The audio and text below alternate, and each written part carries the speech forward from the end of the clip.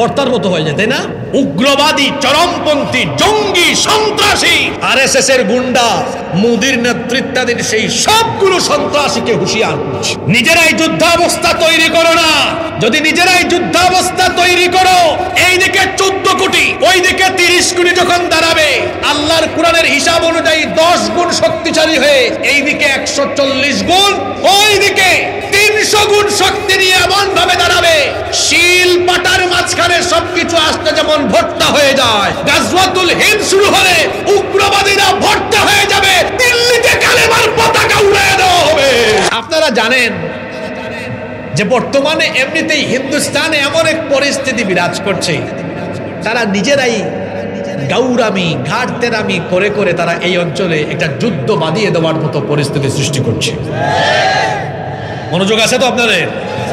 গেল কিছুদিন আগে কাশ্মীরে একটি জঙ্গি নাটক নরেন্দ্র মোদী সরকার সাজিয়ে গোটা ভারতবর্ষে তারা এখন মুসলমানদের উপরে নিপীড়ন করছে। এই ঘটনাকে কেন্দ্র করে পাকিস্তান আর ভারতের মধ্যে এখন যুদ্ধাবস্থা বিরাজ করছে, থমথমে পরিস্থিতি। যে কোনো মুহূর্তে ভারত আর পাকিস্তানের মধ্যকার যুদ্ধ শুরু হয়ে যেতে পারে। একদিকে তারা পাকিস্তানের সাথে ঠেলাঠেলি করে, অন্যদিকে গত 5ই আগস্ট 2024 তারা তাদের সেবাদাস, তাদের তাবেদারদেরকে বাংলাদেশের নেতৃত্ব থেকে হারানোর পরে বাংলাদেশের ব্যাপারে তাদের দৃষ্টিভঙ্গি তারা এমন করেছে যে তারা বিভিন্ন সময় বিভিন্ন ইস্যু দিয়ে তারা এমন এমন পরিস্থিতি সৃষ্টি করছে যেন মনে হয় তারা গায়ে পড়ে ইচ্ছা করে বাংলাদেশের সাথে একটা যুদ্ধাবস্থা পরিস্থিতি তৈরির চেষ্টা করছে। আমরা সতর্ক করে দিতে চাই, আমার দেশের লাল সবুজ পতাকার দিকে কেউ চক্ষু বাড়ালে সেই চক্ষুকে আমরা তুলে ফেলবো। এই দেশের মানচিত্রের দিকে কেউ কালো হাত বাড়ালে এদেশের 20 কোটি মানুষ সেই কালো হাতকে ভেঙে চুরে গুঁড়া গুঁড়া করে দিবে। কারণ আমরা কাউকে ভয় করি, একজনকে ভয় করি, তিনি কে? তারা আমাদেরকে ভয় দেখায় এবং তাদের দেশের মিডিয়াগুলো বাংলাদেশের ব্যাপারে কিরকম মিথ্যাচার করে তা আপনারা জানেন। এই যে রিপাবলিক বাংলা, পশ্চিমবঙ্গের একটা ইউটিউব ভিত্তিক সংবাদ মাধ্যম, এই চ্যানেলের যে সাংবাদিক ময়ূখ রঞ্জন, দেখছেন ব্যাঙ যেমন লাফায় সেও তেমন। আর কি ডায়লগ, থাকবে না বাংলাদেশটা, থাকবে না। আপনারা দেখছেন কিনা গতকাল কলকাতায় তার বিরুদ্ধে আর এই রিপাবলিক বাংলার বিরুদ্ধে মানুষ স্লোগান দিয়েছে, থাকবে না রিপাবলিক বাংলা, থাকবে না, অর্থাৎ এটা বন্ধ করে দিতে হবে, থাকবে না ময়ূখ রঞ্জন, থাকবে না, অর্থাৎ তাকে জেলের বাইরে থাকতে দেওয়া হবে না। অর্থাৎ হিন্দু মুসলিম দাঙ্গা এবং সংঘাত বা উস্কানিমূলক বক্তব্য দেওয়ার অপরাধে দায়ে হিন্দু মুসলিম সবাই এখন এর গ্রেফতার করার জন্য আন্দোলন করছে। এমনকি এই চ্যানেলটাকে বন্ধ করার জন্য তারা কি করছে? আন্দোলন করছে। তারা মাঝে মাঝে পরিসংখ্যান দেখায়, বাংলাদেশ আর ভারতের যুদ্ধ পরিস্থিতি তৈরি হলে বাংলাদেশ পারবে না। তারা বলে আমাদের যুদ্ধ বিমান বেশি, তাদের যুদ্ধ বিমান কম, আমাদের জনসংখ্যা বেশি, তাদের জনসংখ্যা কম, আমাদের মিলিটারি বেশি, তাদের মিলিটারি কম, আমাদের জাহাজ বেশি, তাদের জাহাজ কম। অর্থাৎ অস্ত্র শস্ত্র এবং যুদ্ধের যাবতীয় উপাদান সরঞ্জাম তাদের বেশি, আমাদের কম, এজন্য আমরা তাদের সাথে পারবো না। কিন্তু এই ব্যাককলের দল এরা তো জানে না, আমাদের কাছে কিছু না থাকলেও, ওদের কাছে সব থাকলেও আমাদের কাছে এমন একটা জিনিস আছে যা ওদের কাছে। বলেন তো সেটা কি?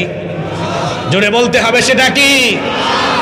মুসলমান যখন ইমানি চেতনা নিয়ে দাঁড়িয়ে যায় তখন সেই মুসলমানদেরকে পরাভূত করার, হারিয়ে দেওয়ার শক্তি দুনিয়াতে কারোরই নয়। আমাদেরকে ভয় দেখায় লাভ নাই, কারণ আমাদের নবী আমাদেরকে 1500 বছর আগে জানিয়ে গিয়েছেন হিন্দুস্তানে একটি যুদ্ধ হবে। তিনি আমাদেরকে জানিয়ে গিয়েছেন যে এই যুদ্ধে যারা অংশ নিবে আল্লাহ তাদেরকে জান্নাত দিয়ে দিবেন। আমরা যুদ্ধপ্রিয় নই, আমরা শান্তিপ্রিয়। তবে কেউ যদি আমাদেরকে একদম গায়ে পড়ে আমাদের বিরুদ্ধে লেগে যায়, আমরা মুসলমান, আমরা যুদ্ধপ্রিয় নই, আমরা শান্তিপ্রিয়, এটা ঠিক আছে। আমরা কাউকে আক্রমণ করি না, এটাও ঠিক আছে।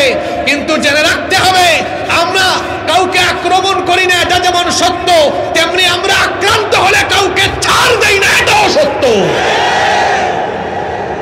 সম্মানিত সাতক্ষীরাবাসী, আল্লাহ রসুল শুধু জান্নাতের সুসংবাদ দিয়ে যাননি, আরো বলেছেন এই যুদ্ধে প্রচুর মুসলমান শহীদ হবে, কিন্তু এই যুদ্ধে আল্লাহ মুসলমানদেরকে বিজয় দিয়ে দিবেন। শহীদ হওয়ার কথা শুনে আপনারা কি ভয় পেয়েছেন? আমার জাতীয় কবি বলেছেন, উহারা চাহুক দাসের জীবন, আমরা শহীদি দরজা চাই। নিত্য মৃত্যু ভিতরা, মোরা মৃত্যু কোথায় খুঁজে বেড়াই। আমাদের অতীত ইতিহাস আমরা জানি, আমাদের পূর্বপুরুষেরা বদরে, উহুদে, খায়বারে, খন্দকে চিপায় চাপায় লাশ দেখেছেন, তারা ভয় পাননি। সাগরের উত্তাল তরঙ্গমালা পাড়ি দিয়ে পৃথিবীর দিক দিগন্তে তারা কালিমার পতাকা উড়িয়েছেন। আমরা তাদের উত্তরসূরি, আমাদেরকে মৃত্যুর ভয় দেখিয়ে লাভ নাই। আগুনের স্ফুলিঙ্গ ভেদ করে সাগরের উত্তাল তরঙ্গমালা পাড়ি দিয়ে জালেমের সামনে, জালেমের বুকে কাপুরী সৃষ্টি করে কালেমার পতাকা আমরা উড়ায় দিব।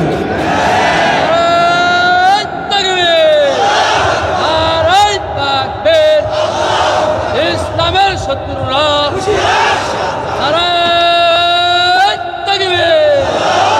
সম্মানিত সাতক্ষীরাবাসী, আমরা শুধু স্লোগান দিয়ে এখান থেকে যাব না। ভারতবর্ষে যে যুদ্ধ হবে, এই যুদ্ধে মুসলমানরা যে জিতবে, বিজয়ী হবে, এটা কোরআন থেকে, হাদিস থেকে আর বাস্তবতা থেকে আমি আপনাদেরকে বুঝাই দেব ইনশাআল্লাহ। কষ্ট হচ্ছে না তো আপনাদের? বলবো না, শেষ করে দিব। যাদের ইমানের ব্যাটারি দুর্বল হয়ে গিয়েছিল, আজকে এখান থেকে তাজা করে উঠেন, ইমানের ব্যাটারিটাকে একদম আল্লাহর কোরআন দিয়ে চার্জ দিয়ে ফুলফিল করে তারপরে এখান থেকে ইনশাআল্লাহ। আসেন প্রথমে কোরআন থেকে দেখি। আপনারা বাড়িতে গিয়ে আল্লাহর কোরআনের 8 নম্বর সূরা, সূরা আনফালের 64 নম্বর আয়াত, 65 নম্বর আয়াত পড়ুন। কোন সূরা? সবাই বলেন, যাদের ইমানের ব্যাটারি দুর্বল করেন, বলেন কোন সূরা, কত নাম্বার? আয়াত নাম্বার 65। কত নাম্বার? দেখেন তো আল্লাহ কি বলতেছেন। আল্লাহ তাআলা বলছেন, ইয়া আইয়ুহান নাবিয়্যু হাসবুকাল্লাহু ওয়া মান ইত্তাবাআকা মিনাল মুমিনিন। হে নবী, আপনি এবং আপনার অনুসারী মুমিনদের জন্য আল্লাহ যথেষ্ট। বলেন তো মুমিনদের জন্য যথেষ্ট কে? মুমিনদের সাথে আছেন কে? এরপরে আল্লাহ তাআলা বলছেন, ইয়া আইয়ুহান নাবিয়্যু হাররিদিল মুমিনিনা আলাল কিতাল। হে নবী, মুমিনদেরকে যুদ্ধের ব্যাপারে আপনি উৎসাহিত করেন। তাদের ভয় পাওয়ার কোনো কারণ নাই। তার কারণ হলো তারা যখন যুদ্ধে অবতীর্ণ হয়, তখন আমি আল্লাহ তাদের শক্তি কেমন করে বাড়িয়ে দিই। আল্লাহ বলছেন, ইয়াকুম মিনকুম 20 সাবিরুনা ইয়াগলিবু মিআতাইন। মুমিন যখন 20 জন থাকে, তখন 200 জন কাফিরকে তারা পরাজিত করে দিতে পারে। আল্লাহু আকবার। এরপরে আল্লাহ বলছেন, ওয়া ইয়াকুম মিনকুম মিআতুন ইয়াগলিবু আলফাম মিনাল্লাযীনা কাফারু বিআন্নাহুম কওমুন লা ইয়াফকাহুন। আর মুমিন যখন 100 জন থাকে, 1000 কাফিরকে পরাজিত করে দিতে পারে। সুবহানাল্লাহ পড়বেন না? আপনারা একটা আশ্চর্য বিষয় খেয়াল করেন, এখানে 2টা গাণিতিক হিসাব দেওয়া হয়েছে। কয়টা? দেখি কারা কারা মনে রাখছেন। 20 জনে কত? 200। বলেন 20 জনে কত? 200। 100 জনে? আশ্চর্যের ব্যাপার হলো, এই 2টা গাণিতিক হিসাবের ভাগফল কিন্তু একরকম। যেমন 200কে 20 দিয়ে ভাগ করেন, ভাগফল কত হয়? 200কে 20 দিয়ে ভাগ করলে কত হয়? 10 হয়। কত হয়? এবার আপনারা 1000-কে 100 দিয়ে ভাগ করেন তো কত হয়? 10 হয়। তাহলে ভাগফল কি একরকম না আলাদা? তার মানে আল্লাহ বোঝাতে চাচ্ছেন যুদ্ধে অবতীর্ণ হলে মোমেনদেরকে আল্লাহ তাআলা এমনভাবে শক্তি বাড়িয়ে দেন যে একজন মোমেন 10 গুণ বেশি শক্তিশালী হয়ে যায়। যুদ্ধের টাইমে যে মোমেন 10 গুণ শক্তিশালী হয়, আপনাদেরকে দেখেন একটা ঘটনা শোনাই। ওই যে খায়বারের যুদ্ধে, কোন যুদ্ধ? খায়বারের যুদ্ধে মুসলমানরা লড়াই করতেছে কাফেরদের বিরুদ্ধে, বিজয় হয় না। নবীজি বললেন আগামীকাল আমি এমন একজনের হাতে এই যুদ্ধের দায়িত্ব তুলে দিব, আল্লাহ তাআলা আগামীকাল এই যুদ্ধে বিজয় দিবেন। সুবহানাল্লাহ পড়বেন না? সাহাবীরা তো সেই রাতে অস্থির, নবীজি কাকে না কাকে দায়িত্ব দেন। নবীজি আলী রাদিয়াল্লাহু আনহুকে দায়িত্ব দিলেন। তাকে বলা হতো আসাদুল্লাহিল গালিব। তিনি এক হাতে তলোয়ার আর আরেক হাতে খায়বারের লোহার কপাট। কপাট বুঝেন তো আপনারা? লোহার কপাট আরেক হাতে নিয়ে একদমই কপাট দিয়ে কাফেরদেরকে সাইজ করেছেন। যুদ্ধের পরে যখন সবাই শুনল আলী রাদিয়াল্লাহু আনহু ওই লোহার কপাট হাতে নিয়ে কাফেরদেরকে সাইজ করেছেন, তারা তো অবাক যে এই কপাট তুলতে তো কয়েকজন লাগে, উনি একা এক হাত দিয়ে এটা তুলছেন কেমনে? আলী রাদিয়াল্লাহু আনহু যখন শুনতেছেন সবাই বলা বলি করতেছে, তিনি বললেন দেখো আমি কেমনে তুলা দিয়েছি। এখন যখন তুলতে যাবেন তুলা দিতে, নবীজি এটা দেখে বলেন আলী লজ্জা পেও না, সত্যিই তুমি যুদ্ধের সময় এটা তুলা দিয়ে এটা দিয়ে কাফেরদেরকে সাইজ করেছিল, এটা সত্য, কারণ সেই সময় আল্লাহ তোমার গায়ে এমন শক্তি ঢেলে দিয়েছিল। আমরা মুসলমানরা কোনোদিন সংখ্যা দিয়ে বিজয়ী হই নাই, আমরা বিজয়ী হয়েছি কোয়ালিটি দিয়ে। আমরা যখন ইমানি তেজ নিয়ে দাঁড়িয়েছি আল্লাহ ফেরেশতা পাঠায়া সাহায্য করেছেন, শক্তি বহু গুণে বাড়িয়ে দিয়েছেন। সুবহানাল্লাহ। তাহলে এই আয়াত, যে আয়াতটা আজকে তিলাওয়াত করলাম, শুনেন, যুদ্ধ শুরু হয়ে গেলে মুসলমানরা ইমান নিয়ে দাঁড়ালে তারা কয় গুণ শক্তিশালী হয়? আসতে বলবেন না, জোরে বলেন কয় গুণ? ভারতের জনসংখ্যা 130 কোটি, বাংলাদেশের জনসংখ্যা কত? 18 বা 20 কোটি। তাহলে আমরা সংখ্যায় কম না? কম। কিন্তু আসেন, বাংলাদেশের জনসংখ্যা 18 বা 20 কোটি, তার মধ্যে মুসলমান হলো 14 কোটি। কিন্তু 14 কোটি যদি যুদ্ধে আল্লাহর উপর আস্থা নিয়ে দাঁড়ায়, তখন কি 14 কোটি থাকবে? 10 গুণ শক্তি বাড়বে। তাহলে 10 দিয়ে 14 কোটিকে গুণ করেন তো কত হয়? 140 কোটি। এরপরে ভারতে জনসংখ্যা 130 কোটি, এর মধ্যে 30 কোটি মুসলমান আছে না নাই? এরাও যদি দাঁড়ায় 30 কোটি গুণ 10 কত হয়? 300 কোটি। যে ব্যাককলরা মিডিয়ায় বসে হিসাব করে, এরা আল্লাহর কোরআনের হিসাব জানে না। আপনাদের এলাকায় পাটা পুতাইল বলেন না শিল পাটা বলেন? জি, শিল পাটায় পেঁয়াজ নড়া না? নড়া। আপনাদের সাতক্ষীরার ভাষা শিখে যাই আমি, আমাদের ভাষা তো অন্যরকম, আমাদের সিলেটের ভাষা। হ্যাঁ, আপনি গেলে বলবে কিতাব আইসা বালানি, আউকা বউকা খাউকা যাউকা। তো শোনেন, শিল কি বলছেন ভাই? শিল নড়া। তো শিল নড়ার মাঝখানে পেঁয়াজ মরিচ যাই দেন, এটা কি হয়ে যায়?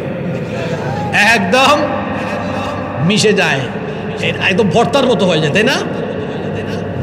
উগ্রবাদী, চরমপন্থী, জঙ্গি, সন্ত্রাসী, আরএসএস এর গুন্ডা, মোদির নেতৃত্বাধীন সেই সবগুলো সন্ত্রাসীকে হুঁশিয়ার করছে, নিজেরাই যুদ্ধাবস্থা তৈরি করো না।